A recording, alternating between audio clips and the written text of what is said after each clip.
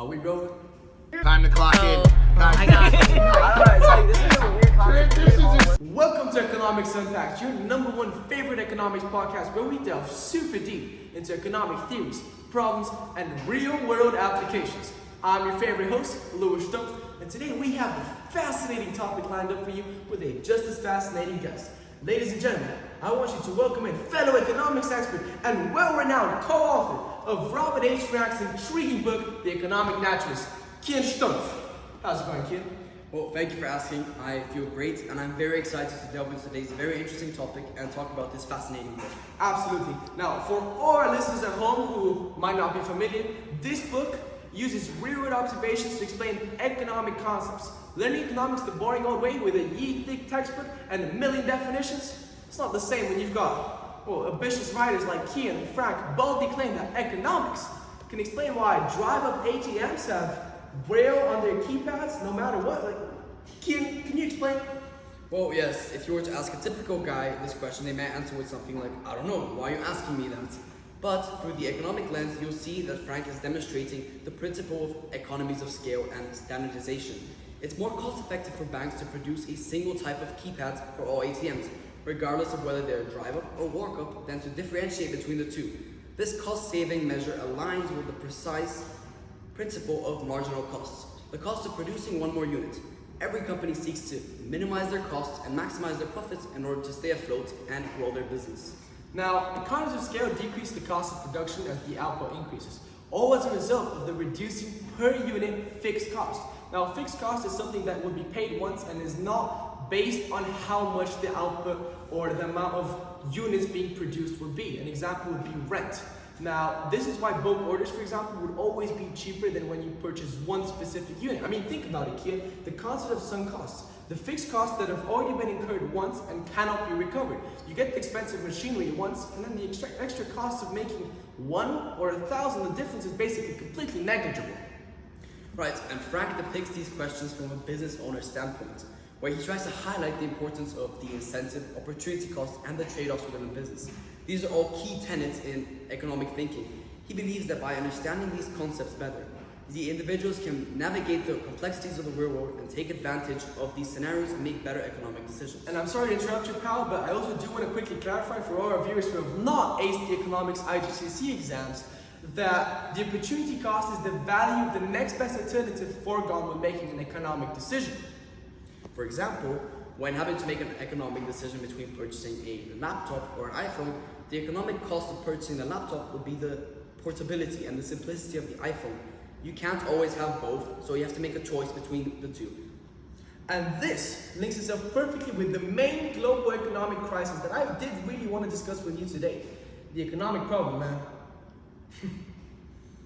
Oh yes, there are always going to be unlimited wants and limited resources. This is the economic problem, and it's actually the core of what economics is all about. It's about the human beings and the study of the decisions they make based on the resources they have. They need to pick between two or maybe even more options. And this is where people would have to go through all these subconscious thinking patterns that are, once again, just as Frank states, linked to the economic brain and how everything we do is linked to economics. Now, economists call this key concept scarcity. What do you think is the reason, Kian, for example, that I or my dad or anyone does not own 50, 60, 70 mansions across the globe? Well, why don't you explain it yourself? Tell the viewers. Well, you see, everything has 4 factors of production. Anything being produced has these 4 key factors of production: land, labor, capital, and enterprise. Now, land is the natural resources, the trees, the things that people would take that were here before us, right? Labor is either physical or mental, so either like carrying up logs or somebody going in the office and getting some marketing done. Then we have capital, which is any man-made machinery or tools that are basically made by men or women to use to then hence help in the factors of production. And then once again, we've also got the enterprise. This is the entrepreneur, the person that goes in and connects all the factors of production into one to take these risks and grow this business.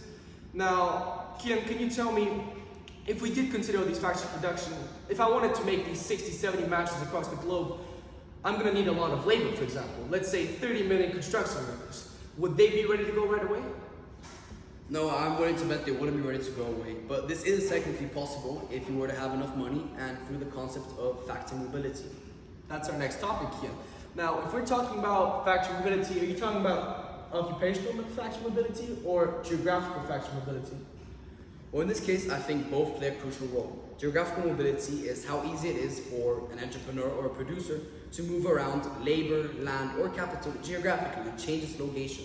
But occupational mobility is how easily labor or capital can change its task or industry. For example, a pizza oven is rarely going to have other uses, but some kind of mixing machinery can be used to make paint, to mix concrete, and many other industries. In this case, you would need to be able to easily transport and pay for 30 million laborers to get them all into your specific locations, and you'd have to transport the resources and make sure that they are properly skilled and trained enough to produce all of these mansions that you want. Now, unfortunately, we are a bit low on time, but I would love to go into the 5 different basic problems of an economy, which would be what to produce, what quantity to produce, how to produce, for whom to produce the goods and services, how efficient are the resources being utilized, and is the economy growing? Now, as we know, a macroeconomic economy would usually have these 5 specific goals of having economic growth, having a low unemployment rates, etc., etc. But I think one of the biggest takeaways is the realization that economics is not just about making money or the markets, or It's about choices. and these choices, I guess, are everywhere. Understanding concepts about the cost-benefit analysis and subconsciously being able to determine, is my money worth what I'm buying here or not, they're all very important. Now, Kian, there are also externalities. For example, there are many different external factors, like you said. There's externalities, which can be positive or negative, and it's basically the effect that your purchase or choice has on other parties. For example, if you choose to buy a cigarette and smoke it, not only is that bad for you, but it has a negative effect on other people by polluting the atmosphere and causing secondhand smoking. There's also the concept of market failures. This also ties into externalities, and there are many examples of it, but it's when the market is no longer able to efficiently allocate their resources and it starts to fail. There are also, except for all these problems, many different problems, such as the cause of the underprovision of merit goods, the lack of free goods and services, such as the police. If you're lacking all these things in your country or economy, then you are very likely to have market failure, because you are lacking things that would be pull factors, basically, that are bringing laborers and healthy young people into the economy to increase the labor force, for example. Now, another thing I'd like to definitely mention is to really just consider why the free economic market tends to be so much more developed and competitive and just successful than, for example, a planned market. You see, a free market is controlled by the consumers, the supply and the demand. See, the supplier's only goal is to really just provide and improve the general living standards of the people. Now, all of this is really only possible and feasible by outcompeting. Otherwise, they're not going to stay afloat, because their competition would beat them. And this is only visible when you are in a free market. Now, Kian, would you like to say anything about competition? I think the importance and role of competition is actually very often undermined in different books and literature, because without it, there would be no root cause for firms to innovate their processing systems, make them more efficient and more cost effective so they can reduce their costs. If a firm had zero competition and was a complete monopoly, it would become inefficient, slow, and it would have very high costs. And this is because competition leads to innovation, and innovation leads to invention of new products and services. If there's no competition, you are not incentivized to improve. Now, I believe it's really just all about cultivating a mindset in the whole microeconomic sphere, as we have mainly discussed microeconomic markets and how specific smaller firms compete. We haven't really discussed the macroeconomic aims, etc. But recognizing that the pervasive nature of economics and how these economic principles govern not just markets but everyday decisions, behaviors, and the shoes that I'm going to go and wear when I go outside.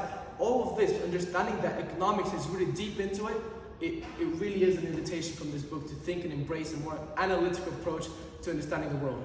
Kian? I completely agree, and I'm very happy that you have found our book so exciting and so insightful.